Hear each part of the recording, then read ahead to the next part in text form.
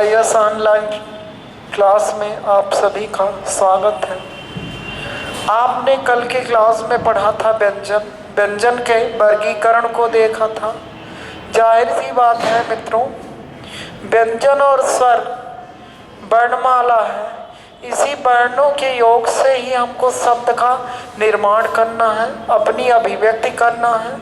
तो जब अभिव्यक्ति करना है तो अभिव्यक्ति के लिए वर्ण होना जरूरी होता है।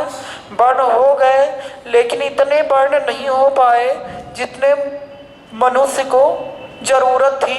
तो जाहिर सी बात है, संयुक्त व्यंजन के अतिरिक्त भी 4 अन्य वर्णों को क्या कर लिया गया, ले लिया गया।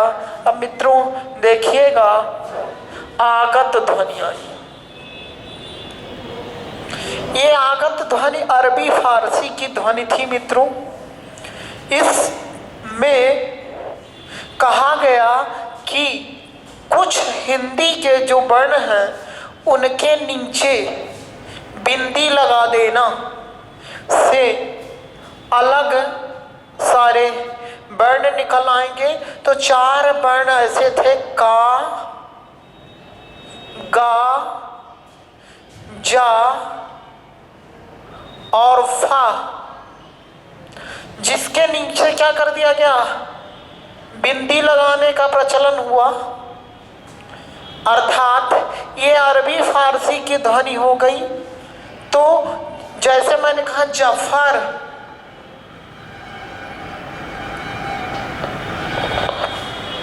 समझ में आया, जफर।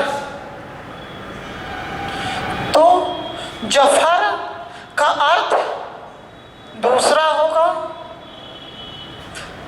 ऐसे कमबख्त, गजल।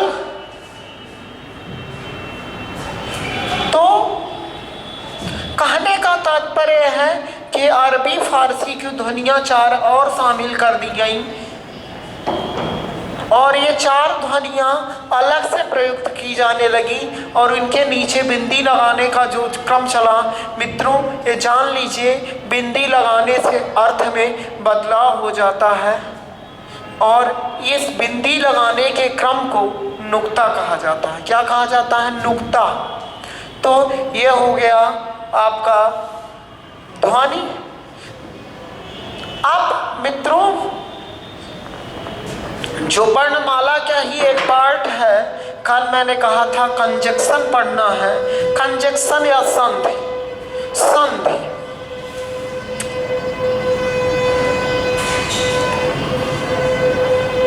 को अंग्रेजी में कंजक्शन कहा जाता है।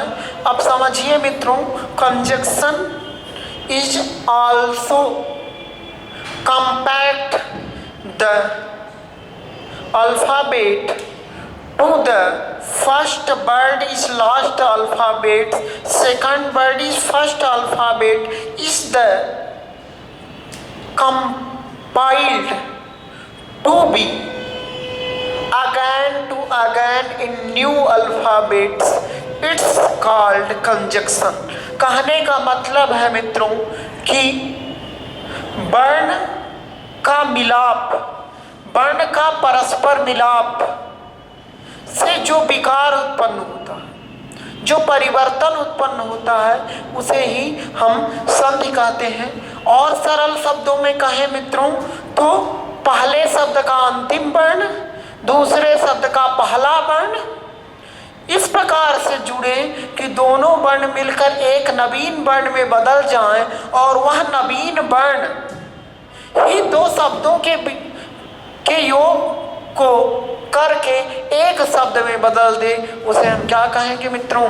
संधि कहेंगे। अब देखिएगा मित्रों, जैसे मैंने कहा महा धन ईस,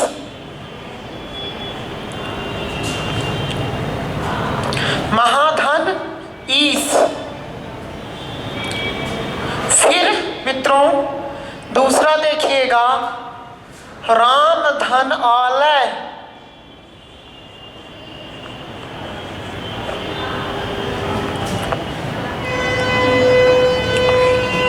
अब देखिएगा मित्रों,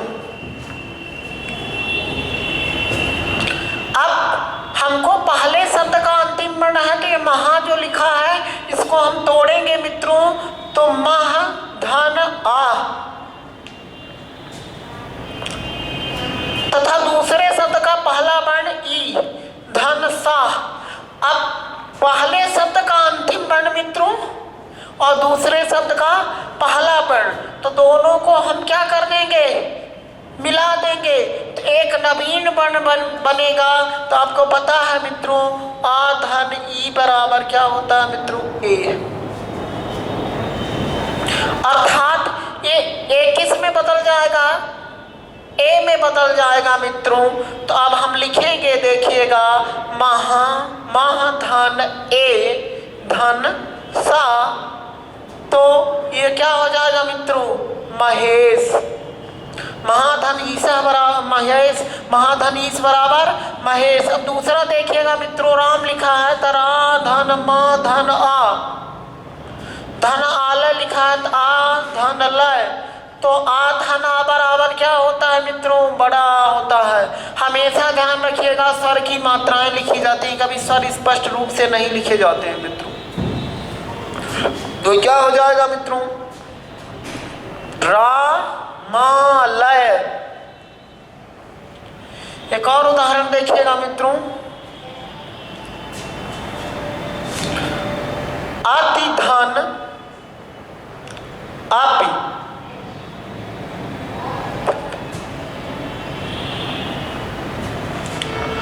अति धन अपि। अब मित्रों इसको हम तोड़ेंगे, तो आ धन ता धन ई धन आ धन पी। अब मित्रों आपको पता है कि आ धन ई धन आ बराबर क्या होता है मित्रों, या होता है। तो हम क्या करेंगे, अत्यापि।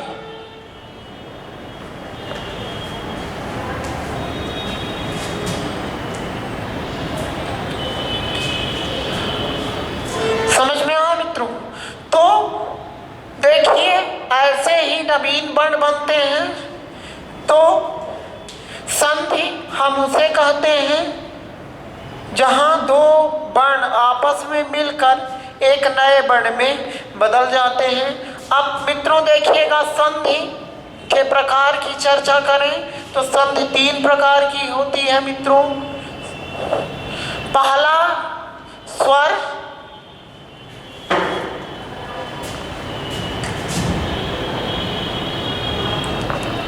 स्वर, दूसरा व्यंजन, तीसरा विसर्ग।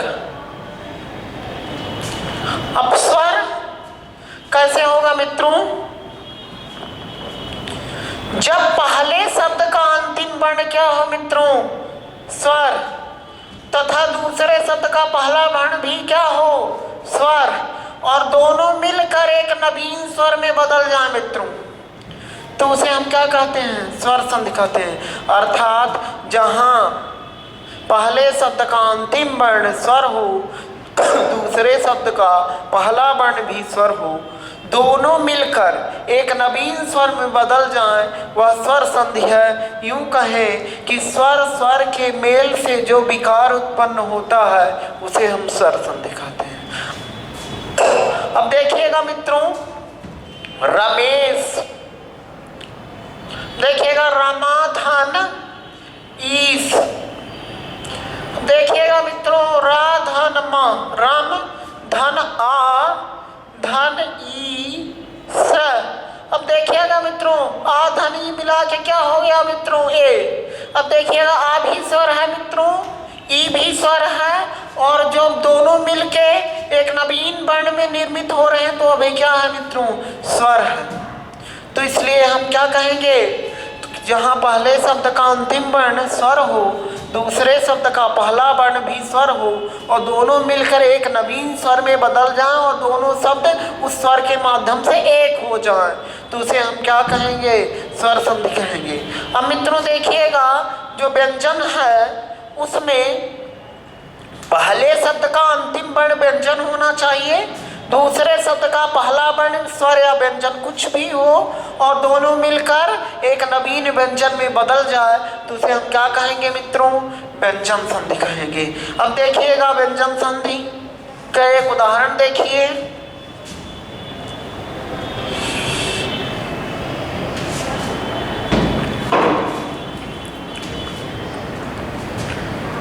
देखिएगा मित्रों,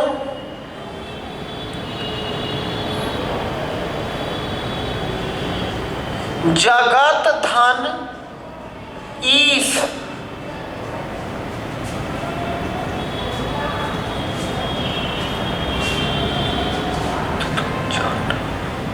उत धन चारण,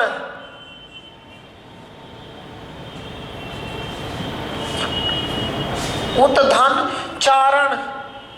देखिएगा मित्रों, दो उदाहरण हैं आपके सामने।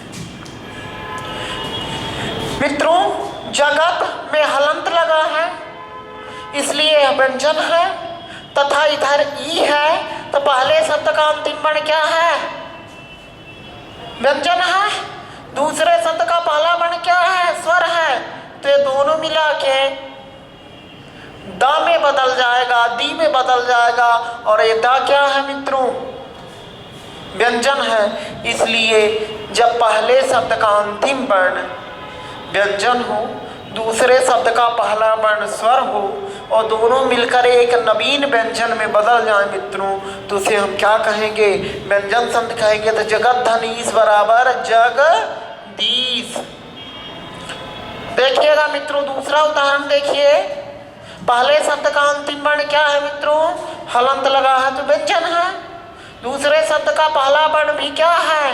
व्यंजन है। दोनों मिलकर क्या हो जाएंगे? आधा चा में बदल जाएगा, अर्थात व्यंजन व्यंजन मिलकर व्यंजन हो गए और यहाँ पर स्वर व्यंजन स्वर मिलकर क्या हो गए? व्यंजन हो गए, परिवर्तित हो गया तो उच्चारण। तो व्यंजन संधि दो जगह होती है, जहाँ पहले शब्द का अंतिम वर्ण अनिवार्यतः व्यंजन हो और दूसरे शब्द की शुरुआत व्यंजन या स्वर किसी से हो जाए और दोनों मिले तो वो किस में बदल जाए मित्रों? व्यंजन में बदल जाए। तो वहाँ पर कौन सी संधि होगी मित्रों? व्यंजन संधि होगी। और अंतिम संधि देखिएगा मित्रों, जिसे हम विसर्ग संधि कहते हैं। विसर्ग का मतलब होता है दो बिंदी, अर्थात विसर्ग संधि वहाँ होती है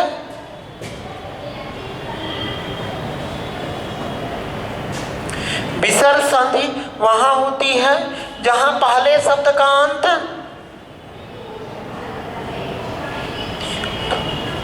विसर्ग से हो और दूसरे शब्द की शुरुआत स्वर या व्यंजन किसी से हो। जैसे देखिएगा निह धन रोगः, तो क्या हो जाएगा? पहले शब्द का अंत विसर्ग से हुआ, दूसरे शब्द की शुरुआत किससे हुई? व्यंजन से हुई, तो क्या हो जाएगा? निरोग।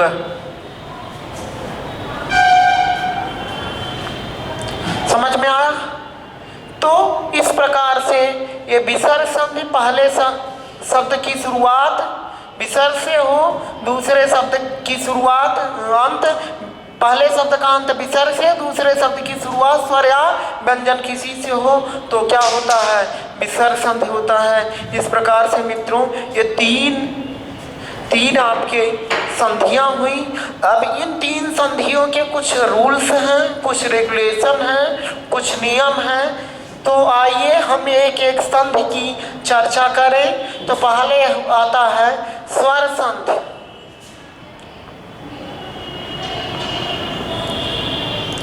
मित्रों ये जो स्वर संधि है आप सभी को पता है अभी कि स्वर के मेल से है। और आपको मित्रों बता दें कि स्वरों के वर्गीकरण में आपने कई प्रकार के स्वर पढ़े हैं, तो जाहिर सी बात है स्वर संधि का वर्गीकरण होगा। तो स्वर संधि की जैसे मान लीजिए मैंने लिखा राम धन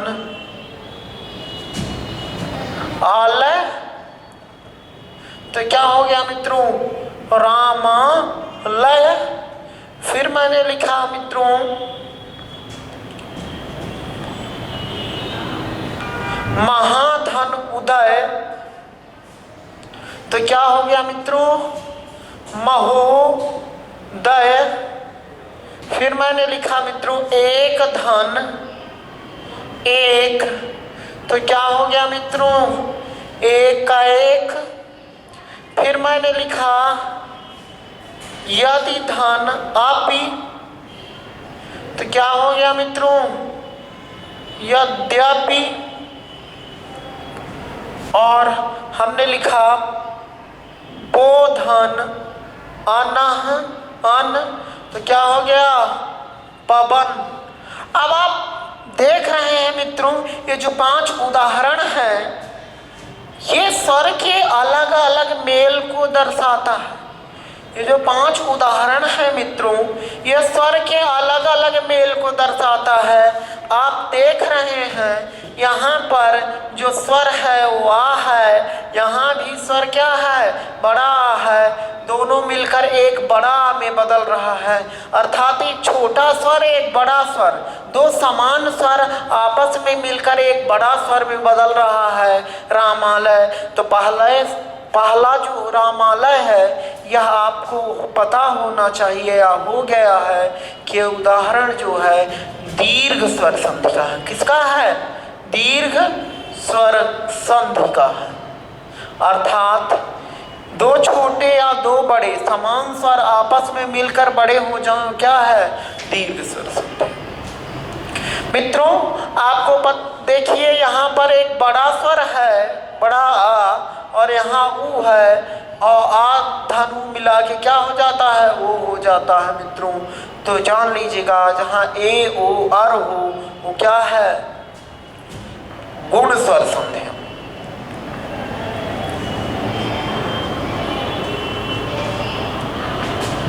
अब मित्रों एक धन एक एक का एक।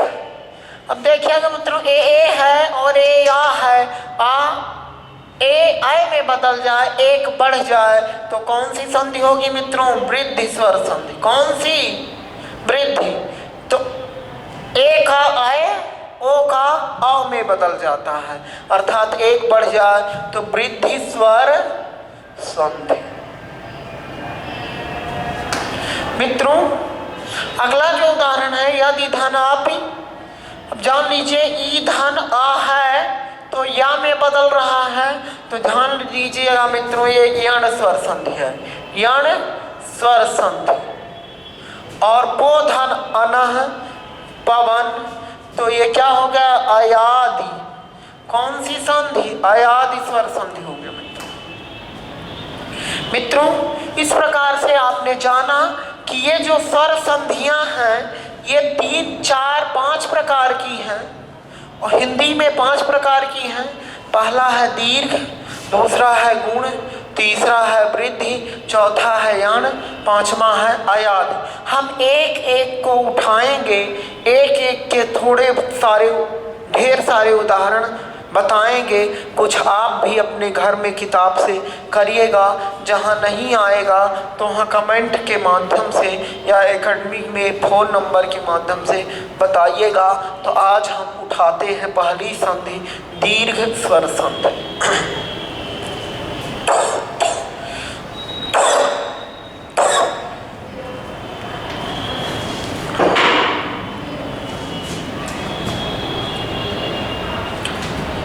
दीर्घ स्वर संधि। मित्रों दीर्घ का मतलब होता है बड़ा। आपको पता है मित्रों ह्रस्व स्वर या लघु स्वर की संख्या कितनी है हिंदी में 4 है। यही 4 स्वर जब आपस में मिलेंगे, आपस में मिलकर एक बड़े स्वर में बदल जाएंगे तो उसे हम क्या कहेंगे दीर्घ स्वर का संधि कहेंगे। तो जो सूत्र है मित्रों आ धन आ बराबर बड़ा। इसका एक उदाहरण देखिएगा वेद धन अंत।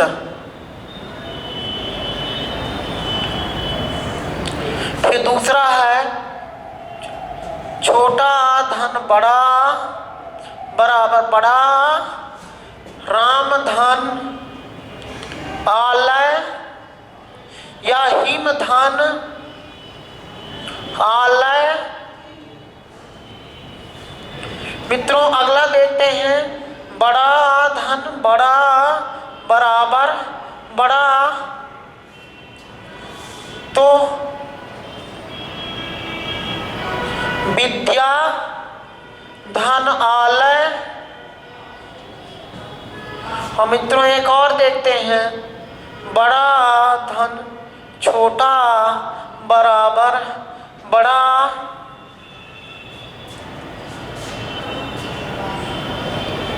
विद्या धन अर्थी।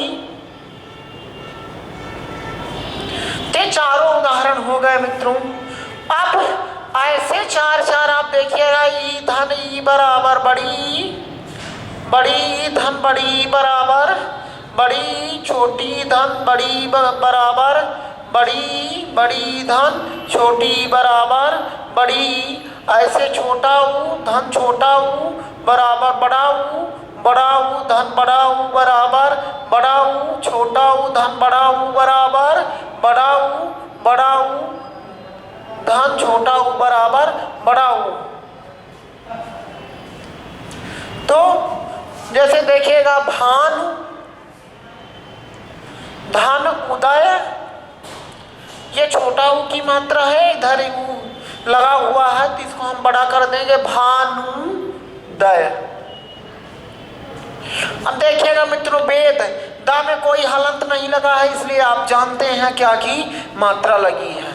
तो यहाँ से आ की हम मात्रा निकाल लेंगे। ध्यान से देखिएगा मित्रों, हम तोड़ के बता रहे हैं, उसका विश्लेषण करके बता रहे हैं।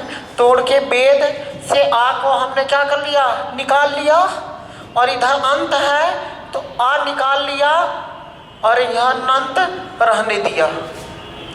तो आ मिला के क्या हो जाएगा मित्रों, बड़ा। और हमेशा बड़ा की मात्रा लगाई जाती है मित्रों, तो ये क्या हो जाएगा, वेद धन आ धन अंत। ये तो इसका इधर मात्रा लग जाएगी वेदांत। समझ में आया मित्रों? तो इस प्रकार से आप तोड़ेंगे तो पहला छोटा छोटा बराबर बड़ा, तो वेद धन अंत बराबर क्या होगा, वेदांत। सबको समझ में आ गया होगा कैसे। अब देखिएगा, राम धनालय बराबर रामालय, फिर हिम धनालय बराबर हिमालय, विद्या धनालय बराबर, देखिए यहाँ बड़ा की मात्रा है, यहाँ बड़ा है, दोनों मिलकर एक बड़ा हम बदलेगा तो ये क्या होगा, विद्यालय। यहाँ बड़ा है यहाँ छोटा है, विद्या धनार्थी विद्यार्थी। तो कहने का मतलब है मित्रों कि हमेशा जो ये हस सर हैं, ये छोटे हों या बड़े हों, दोनों मिलके क्या हो जाएंगे, बड़े में बदल जाएंगे। अब देखिएगा भैया, रवि धन ईस क्या होगा, रबीस।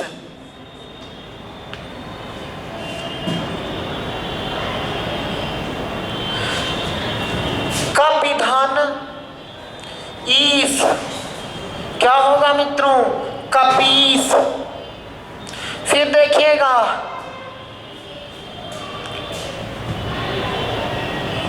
कवि धन इंद्र, छोटी छोटी, कबींद्र, छोटी छोटी। ऐसे मित्रों री ऋषि और री ऋषि मिलके री ऋषि में बदल जाता है। एक उदाहरण देखिएगा,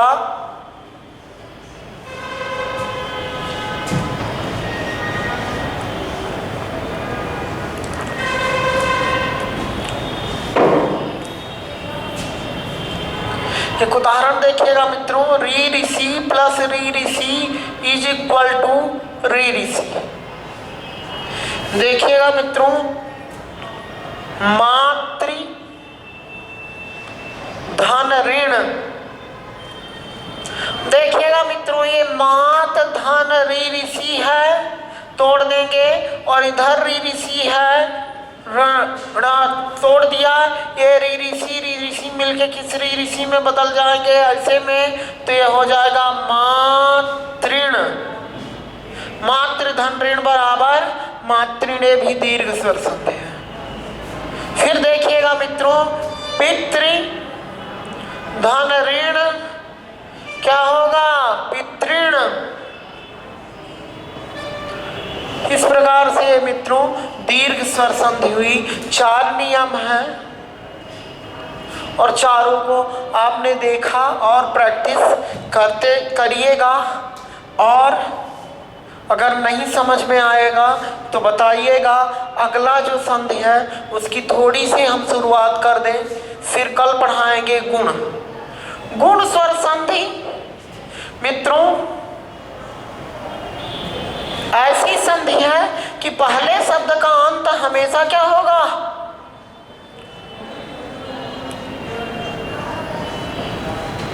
अब देखिए मित्रों कुछ उदाहरण लिखेंगे। पहले शब्द का अंत हमेशा आ से होगा, दूसरे शब्द की शुरुआत छोटी या बड़ी से हो जाएगी, तो किस में बदल जाएगा, ए में बदल जाएगा। ये पहला नियम है मित्रों। दूसरा नियम जो है वो है आ या बड़ा आ से शुरुआत होगी, और अगर ऊ या बड़ा ऊ आ जाए तो मित्रों ये ओ में बदल जाता है। और तीसरा छोटा आ धन बड़ा आ या बड़ा हो और इधर ऋषि हो तो आर में मित्रों बदल जाता है। जैसे देखिएगा मित्रों, देखिएगा महाधन उदय महोदय ओ में बदल गया। फिर देखिएगा